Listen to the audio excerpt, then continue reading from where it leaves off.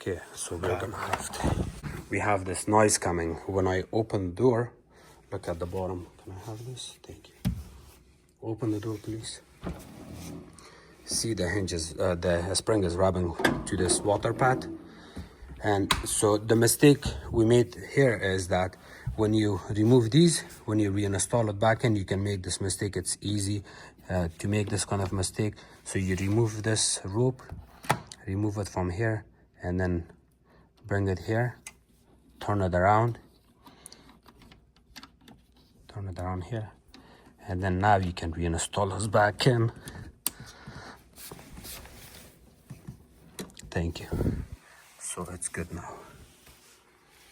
If you face the same problem, remember that you're adding your ropes in wrong position, and that's how it makes that noise there.